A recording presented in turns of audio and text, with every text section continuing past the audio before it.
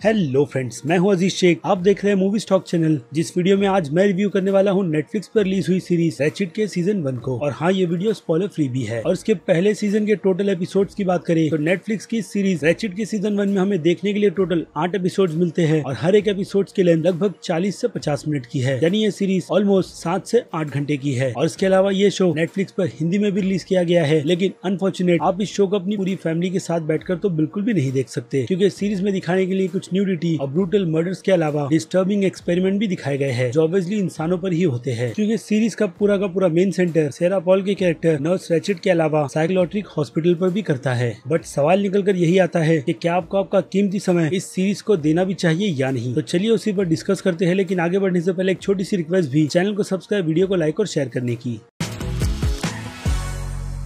तो friends, series की detail में जाने से पहले बात करते हैं सीरीज के प्लॉट के बारे में कि सीरीज एक्चुअल में हमें क्या दिखाती है। वेल, तो कहानी का पूरा फोकस टाइम पीरियड के हिसाब से देखा जाए तो ईयर 1947 में है, जिस ईयर में ये सीरीज हमें बहुत ही अच्छी तरीके से ले जाती है। इतनी कि मैं इसकी तारीफ करते हुए बिल्कुल भी नहीं थकूंगा। और इसी ईयर में हमें दिखाई जाती है सबसे लीड कैरेक्टर नर्स मिलड्रेड रैचिड, जो नॉर्थर्न कैलिफोर्निया के एक साइकोलॉजिक हॉस्पिटल में किसी भी कीमत पर नर्स की नौकरी चाहती है। क्योंकि रैचिड का मानना यह है कि डॉक्टर और नर्सेस को एंजल ऑफ मर्सी भी कहा जाता है, जो इंसानों की जिंदगियां बचाते और यहाँ तक कि खत्म भी कर सकते हैं। क्योंकि नॉर्थर्न कैलिफोर्निया के इस हॉस्पिटल में कुछ इसी तरीके के अनसेटलिंग एक्सपेरिमेंट भी किए जाते हैं, जिसके पूरी तरीके से इंचार्ज डॉक्टर रिचर्ड हैनोवर है। लेकिन रैचिड के इस हॉस्पिटल में आते के साथ में ही चीजें बहुत जल्दी बदलने लगी है, क्योंकि रैचिड यहाँ पर बल्कि एक नर्स के तौर पर नहीं, बल्कि अपने किसी पर्सनल काम को अंजाम देने के लिए आई है, जिसमें वो सक्सेस होगी भी या नहीं और किस तरीके से वो अपने इस मकसद के चलते बाकी दूसरे लोगों को तकलीफ देगी, वही सारी डिटेल जानने के लिए आपको देखनी होगी नेटफ्लिक्स की सीरीज जिसका नाम है रैचिड। तो ये हो गया सीरीज का पूरा प्लॉट, जो डेफिनेटली इसके 8 के एपिसोड में भी पूरी तरीके से खत्म नहीं किया गया। यानी ये श्योर है कि इस सीरीज का आगे भी दूसरा सीजन आएगा। अगर कंफर्मेशन की बात करें तो इस सीरीज के क्रिएटर रियान ने ये बात कंफर्म की है कि वो रैचिड के पूरे 4 सीजन को बनाना चाहते हैं। जी हाँ, टोटल 4 सीजन। लेकिन जिस तरीके से इसके सीजन 1 में सारे के सारे डिटेल्स को हमारे सामने रखा गया है, खास करके इसके सस्पेंस से रिलेटेड, तो उनसे तो ये बात श्योर हो जाती है कि सीजन 2 तक ही इस एपिसोड को और आगे चलाया जा सकता है। और इसके अगर बाकी के और सीजन बनेंगे तो डेफिनेटली वो बेसलेस होंगे। तो मैं इन चीजों को भी आपके लिए बहुत ज्यादा आसान बना देता हूँ, क्योंकि मुझे नहीं लगता कि सीजन 2 के बाद इस स्टोरी का जो मेन फोकस है, अगर उसे भी खत्म कर दिया जाए तो रैचिड के कैरेक्टर से रिलेटेड इसके बाकी के और सीजन बनाए नहीं जा सकते। तो ये बात बिल्कुल ही गलत होगी, क्योंकि अगर खुद रैचिड की ही बात करें तो इस कैरेक्टर की अडेप्टेशन 1962 में लिखी गई novel one flu over the Kuku nest से ली गई है, जिसे लिखा था केन कैसी ने। और उसके बाद आगे चलकर ईयर 1975 में इसकी एक फिल्म की भी अडेप्टेशन की गई इसी सेम नाम से, जिस फिल्म में हमें टैलेंट के नाम पर जैक निकोलसन, डैनी टोवेरो और भी काफी बड़े एक्टर्स देखने मिले। लेकिन उनमें से अगर किसी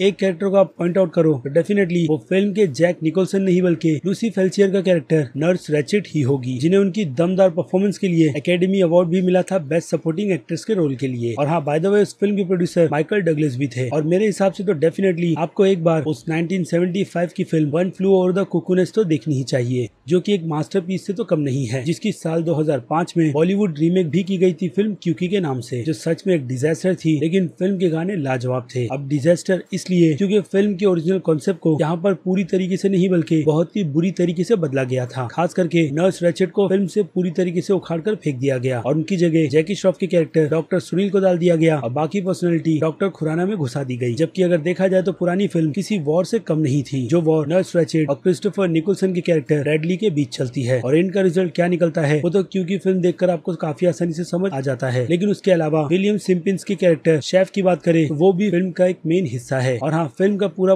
फोकस लेबोटोमी पर किया गया था कि लोगों के दिमाग से छेड़छाड़ कितनी ज्यादा बुरी हो सकती है, जिसके बारे में सीरीज में भी फोकस किया गया है। बट उतना ज्यादा नहीं, लेकिन जितना भी है उससे तो ये बात पता चलती है कि रैचिड के कैरेक्टर को एक पूरी अलग स्पिन ऑफ सीरीज की काफी ज्यादा जरूरत थी, क्योंकि ये कैरेक्टर फिल्म में जितना ज्यादा इविल है उसकी ओरिजिन तो लोगों को पता ही होनी चाहिए कि रैचिड किस तरीके से पेशेंट को मैनिपुलेट कर उन्हें सुसाइड तक के लिए मजबूर कर सकती है। और इसके अलावा भी रैचिड मिस्ट्री से भरी पड़ी है, जो ये सीरीज इस कैरेक्टर को एक्सप्लेन करने में पूरी तरीके से इंसाफ भी करती है। और जी हाँ, उसी के साथ साथ कुछ प्रॉब्लम्स भी, जो ये सीरीज इसका पहला ही सीजन हमें देता भी है। अब ऐसा नहीं कि सीरीज देखते वक्त आप काफी बोर होगे, जो कि ये सीरीज मुझे नहीं लगता है कि आपको करेगी। लेकिन फिर भी लेंथ के हिसाब से सीरीज की स्टोरी को जबरदस्ती का पहले सीजन में बहुत ही ज्यादा लंबा कर दिया गया है। खास करके इसके एपिसोड 2 में ही इसका सस्पेंस पूरी तरीके से छोड़ दिया गया है। तो बाकी बची सीरीज में अगर हमें सस्पेंस दिखाया भी जा रहा है तो वो सीरीज के बाकी दूसरे कैरेक्टर्स की स्टोरी के हिसाब से दिखाया गया है। और हाँ, सिचुएशन भी जो थ्रिल के मामले में हमें सच में बहुत ही ही ज्यादा थ्रिल भी करती है। तो यही सारी चीजें सभी लोगों के समझ के काफी ज्यादा बाहर है और इसी के चलते इस सीरीज के अर्लियर रिएक्शन, रिव्यू और क्रिटिक्स के रिव्यू कुछ खास ज्यादा अच्छे निकल कर आए नहीं थे। लेकिन सीरीज देखने के बाद कुछ लोगों को ऐसा लगेगा कि जैसा सीरीज का ट्रेलर था वैसी ये सीरीज है नहीं। बट जिन किसी भी लोगों को नर्स रैचेट, नॉवल और फिल्म से रिलेटेड काफी सारी चीजें पता होगी तो उनके लिए ये चीजें पहले से ही बहुत ज्यादा क्लियर थी कि सीरीज में क्या होने वाला है। क्योंकि ये सीरीज, जैसे कि मैंने आपको अभी कहा, नर्स रैचेट के अलावा बाकी दूसरे कैरेक्टर्स को भी बहुत अच्छी तरीके से एक्सप्लेन करती है ताकि आप सीरीज में दिखाए गए हर एक कैरेक्टर को बहुत अच्छी तरीके से समझ सको। लेकिन फिर भी वो कहते हैं ना कोई चीजें बिल्कुल ठीक तरीके से निकल कर आ नहीं पाती, तो वो इस सीरीज के साथ भी होता है। खास करके सीरीज में दिखाए गए दो कैरेक्टर्स को लेकर, जो कि ऑब्वियसली एक डॉक्टर रिचर्ड है और दूसरा हंक का कैरेक्टर। इन दोनों ही कैरेक्टर्स को लेकर अगर लोगों को और भी ज्यादा एक्सप्लेनेशन दी जाती तो ये कैरेक्टर्स भी बाकी दूसरे कैरेक्टर्स की तरह लोगों को और नहीं बल्कि और काफी ज्यादा पसंद आते। अब मैं इन्हीं दोनों कैरेक्टर्स को लेकर इतनी बड़ी बात क्यों कह रहा हूँ, वो बात तो आपको सीरीज देखने के बाद ही पता चलेगी, क्योंकि स्पॉयलर्स तो मैं बिल्कुल भी देना नहीं चाहता। और अब इसके अलावा बात करें सबसे पहले साउंड के बीजीएम की, तो साउंड का बीजीएम बहुत ज्यादा अच्छा है, जो हर एक थ्रिल की सिचुएशन में हमें एग्जैक्ट थ्रिल भी करता है। और इसके अलावा इसके हॉरर के एलिमेंट भी अच्छे हैं। लेकिन एडिटिंग इस सीरीज की किस तरीके से की गई है उसके बारे में अभी मैंने आपको बताया है, लेकिन फिर भी ये सीरीज आपको बोर नहीं करेगी। और अब बात करें डायरेक्शन की, तो डायरेक्शन की यहाँ पर जितनी तारीफ की जाए उतनी बहुत ज्यादा कम है, क्योंकि सीरीज के डायरेक्शन को देखकर आपको ये भी पता चलता है कि इसकी सिनेमेटोग्राफी और प्रोडक्शन पर बहुत ज्यादा ध्यान दिया गया है। यानी डेफिनेटली शो के सीजन 1 का बजट अच्छा खासा ही रखा गया है, जिसके चलते शो दिखने में बहुत ही ज्यादा ब्यूटीफुल लगता है। और उसके अलावा हर कैरेक्टर्स के जो शेड दिखाए जाते हैं, तो उस टाइम पर भी कलर के जो चेंजेस किए गए हैं उनसे आपको ये पता चलता है कि सीरीज में दिखाए गए हर एक कैरेक्टर के डार्क साइड कितने ज्यादा बुरे हैं और वो सीरीज में आगे और कितने ज्यादा बुरे हो सकते हैं। तो कलर कॉम्बिनेशन इस सीरीज में टोटल 2 है, जो कि एक ग्रीन और दूसरा रेड है। और अगर इसके डायरेक्शन के रेफरेंस की कंपैरिजन मैं ईयर 1977 में आई हुई फिल्म सुपीरियर के साथ भी करूंगा तो भी उसमें कोई हर्ज नहीं होगा, क्योंकि उस सीरीज का डायरेक्शन भी कुछ इसी लेवल का था, या फिर रैचेट की सीरीज से बहुत ही ज्यादा ग्रेट। तो अगर आपको इन सारी की सारी चीजों का बहुत अच्छी तरीके से नॉलेज होगा तो ही ये सीरीज आपके लिए वर्थ वॉच बनती है, वरना बिल्कुल भी नहीं। और अब बात करें सीरीज में दिखाए गए सभी के सभी कैरेक्टर्स की, इस सीरीज में देखने लायक काम किस कैरेक्टर का सबसे ज्यादा इंटरेस्टिंग है, तो ऑब्वियसली वो नाम सारा पॉल्सन की कैरेक्टर नर्स रैचेट का ही निकल कर आएगा, यानी कि वही सीरीज की जान है। तो ये बात हो गई सीरीज में दिखाए गए सबसे अच्छे कैरेक्टर की। लेकिन इस सीरीज के बाकी दूसरे कैरेक्टर्स की भी बात करें तो ऐसा नहीं कि उन कैरेक्टर्स का रोल आपको इस सीरीज में पसंद नहीं आएगा, बल्कि इस सीरीज को देखते वक्त आपको ऐसा ही लगेगा कि आपका ज्यादा फोकस सारा पॉल्सन के कैरेक्टर में नहीं बल्कि सीरीज में दिखाए गए बाकी दूसरे कैरेक्टर्स पर है, कि कौन सा एक्टर अपनी कैसी परफॉर्मेंस और किस स्टोरी के साथ इस फिल्म में प्रेजेंट किया जा रहा है। क्योंकि उनके अलावा सीरीज में लिटरली बहुत सारे कैरेक्टर्स हैं और उन सभी कैरेक्टर्स की ओरिजिन भी जिस तरीके से सीरीज में नरेट की गई है वो भी बहुत ज्यादा इंटरेस्टिंग है। खास करके सोफी ओकनेडो का कैरेक्टर चैलेट पॉल्स, जिन्हें देखकर डेफिनेटली आपको अपरिचित फिल्म की याद आ जाएगी। और उनके अलावा भी सीरीज में और भी काफी सारे ऐसे कैरेक्टर्स हैं जो अपने रोल के साथ बहुत ही अच्छी तरीके से जस्टिस करते हैं, जैसे कि शेरॉन स्टोन, जिनके कैरेक्टर का नाम लॉरी ऑसगुड है, और वो इस सीरीज में बहुत ही ज्यादा घमंडी और काफी पैसे वाली औरत दिखाई गई है, जो उनके कैरेक्टर को बहुत अच्छी तरीके से सूट भी करता है। इसके अलावा नर्स बेट्सी की बात करें, जिस कैरेक्टर का रोल प्ले सीरीज में जूडी डेविस ने प्ले किया है, तो जब भी वो स्क्रीन पर आती है तो आपको ऐसा लगता है कि आप उन्हें मारकर उनका मुंह सुझा दो। उसके अलावा जेनेथिया न्योक्स के कैरेक्टर की बात करूं, जिनके कैरेक्टर का नाम ग्वेन डॉली है, उनका भी कैरेक्टर आपको बहुत ज्यादा पसंद आएगा, खास करके उनकी बैक स्टोरी। तो ऐसे कैरेक्टर्स इस सीरीज में भरे पड़े हैं, जिन पर एक एक कर तो डेफिनेटली मैं बात नहीं कर सकता, लेकिन ये वो सभी नाम है जो हमें सीरीज में बहुत ही ज्यादा नजर आते हैं। और हाँ, फिन वुडरॉक का कैरेक्टर एडमंड टॉल्सन भी। खैर, तो चलिए अब इस सीरीज की और बाकी डिटेल्स मैं इसकी रेटिंग के टाइम पर डिस्कस कर लेता हूँ, जिनमें अगर मैं बात करूँ सीरीज के एक्शन की, तो एक्शन के लिए मेरी रेटिंग रहेगी 5 में से सिर्फ 1 स्टार की, क्योंकि जितने भी एक्शन इस सीरीज में डाले गए हैं वो काफी ज्यादा रियल और बहुत ही ज्यादा कम है। और बात करें कॉमेडी की, तो सीरीज में कॉमेडी है लेकिन उतनी ज्यादा भी हमें पसंद नहीं आती, क्योंकि इसका पूरा फोकस इसके हॉरर और थ्रिल के एलिमेंट पर ही था और बाकी दूसरी डिटेल्स पर। इसलिए कॉमेडी के लिए तो मैं इस सीरीज को 5 में से 0 स्टार ही दूंगा। और अब बात करें ड्रामा और सस्पेंस की, तो इन दोनों ही कैटेगरी में मेरी रेटिंग रहेगी 5 में से 3 स्टार की। भले से ही सीरीज के सस्पेंस को इसके दूसरे एपिसोड में खोल क्यों ना दिया गया हो, लेकिन आगे ये सीरीज काफी अनप्रेडिक्टेबल रहती है। जैसे कि अगर आपने जो चीज सोच रखी है उस सेकेंड एपिसोड के एंड के खत्म हो जाने के बाद, तो ये सीरीज उसका बिल्कुल अलग कर दिखाती है, जो सच में बहुत ही ज्यादा इंप्रेसिव है। और ड्रामा की बात करूँ तो ड्रामा के लिए 3 स्टार मेरे हिसाब से बिल्कुल ठीक रहेंगे। आई होप जिस तरीके की लेंथी स्टोरी को लेकर इसके पहले सीजन को बनाया गया है, वैसी ही गलती शो के क्रिएटर्स इसके सीजन 2 में बिल्कुल भी ना करें, क्योंकि जितनी भी डिटेल्स उन्हें कैरेक्टर से रिलेटेड देनी थी वो इस सीरीज में पूरी तरीके से तो मेरे हिसाब से कंप्लीट कर ली गई है। और अब उन्हीं चीजों को इसके सीजन 2 में अगर रिपीट किया जाएगा तो डेफिनेटली ये चीजें टाइम वेस्ट से ज्यादा और कुछ नहीं होगी। और हो सकता है कि सीजन 2 सीजन 1 के मुकाबले में थोड़ा और अच्छा हो, जो ये सीरीज फिलहाल तो उस लेवल को टच नहीं कर पाई है, लेकिन फिर भी ये सीरीज एक डिसेंट वॉच तो बनती ही है। क्योंकि बात करूं मैं इसके हॉरर और थ्रिल की, तो इन दोनों ही कैटेगरी में मैं इस सीरीज को 5 में से 3.5 स्टार की रेटिंग दूंगा। क्योंकि सिनेमेटोग्राफी के बाद कोई चीज मुझे इस सीरीज में सबसे ज्यादा अच्छी लगी है तो वो है इसका हॉरर और थ्रिल का एलिमेंट। अब आप ऐसा पकड़कर मत मत चलिएगा कि मैंने अगर हॉरर की बात कर दी है तो आपको इस सीरीज में देखने के लिए भूत प्रेत मिल जाएंगे, तो ऐसा कुछ भी इस सीरीज में नहीं होने वाला। और अब बात करें मास्टर्स ऑडियंस की, तो मास्टर्स ऑडियंस भी इस शो को एंजॉय ही करेगी, जिसके चलते मास्टर्स ऑडियंस की नजर में शो की रेटिंग C+ की बनेगी, क्योंकि इस शो को मास्टर्स ऑडियंस देखेंगे और भूल जाएंगे ये कहकर कि बस उन्होंने टाइम पास के हिसाब से इस सीरीज को देखा, क्योंकि इस सीरीज के बाकी जो काफी हिडन मीनिंग है वो मास्टर्स ऑडियंस को समझ में आने वाला है नहीं। इसलिए एंजॉय के हिसाब से ये सीरीज उनका एक अच्छा खासा टाइम पास कर देगी। और इसके अलावा बात करें क्रिटिक्स की, तो क्रिटिक्स की नजरों में शो को किस तरीके से देखा गया है वो बात किसी से छुपी नहीं है, जिसके चलते क्रिटिक्स की नजरों में शो की रेटिंग सीधे सीधे B की बनती है। और बात करें मेरी, तो जैसे कि मैंने कह दिया है कि मैंने शो को डिसेंट एंजॉय किया है, जिसके चलते मेरी तरफ से इस सीरीज को मैं B+ की रेटिंग दूंगा। हालांकि पहले मैंने इस सीरीज की रेटिंग A- की सोच रखी थी, लेकिन काफी डीप एनालाइज करने के बाद मेरे हिसाब से B+ की रेटिंग इस सीरीज के लिए बिल्कुल परफेक्ट है। वेल, तो ये थी मेरी राय नेटफ्लिक्स पर रिलीज हुए शो रैचेट के सीजन 1 को लेकर, कि मुझे ये शो पर्सनली कितना ज्यादा अच्छा लगा है और कितना ज्यादा नहीं। तो अब आपकी क्या राय है शो को लेकर, उस बारे में मुझे कमेंट करके जरूर बताइएगा कि अगर आपने रैचेट शो देखा है तो क्या आपको ये शो पसंद आया भी है या नहीं। और इसी के साथ साथ अगर आपको मेरा काम जरा सा भी पसंद आया है तो मेरे इस वीडियो को तो लाइक करना बिल्कुल भी मत भूलिएगा, ताकि मुझे मोटिवेशन मिलती रहे इस टाइप के कंटेंट को अपने चैनल पर कंटिन्यू रखने की। तो चलिए अब खत्म करते हैं वीडियो को यहीं पर। मैं हूं अजीज शेख, आप देख रहे थे मूवी स्टॉक चैनल, जिसे अगर आपने अभी तक सब्सक्राइब नहीं किया है तो सब्सक्राइब कर लीजिए और बगल में बने हुए इस बेल आइकन के साथ साथ नोटिफिकेशन को ऑल पर क्लिक कर दीजिएगा। इससे होगा ये कि मैं अपने चैनल पर जब भी कोई नई वीडियो अपलोड करूंगा आपको उसकी नोटिफिकेशन सबसे पहले मिलेगी। इसलिए चैनल को सब्सक्राइब, वीडियो को लाइक और शेयर करना तो बिल्कुल भी मत भूलिएगा। और अब मैं मिलता हूँ जल्दी आपसे दूसरी किसी वीडियो में किसी और फिल्म या फिर किसी सीरीज के टॉपिक पर बात करते हुए। तब तक के लिए तो आप मेरे चैनल के बाकी दूसरे वीडियोस को एंजॉय कीजिए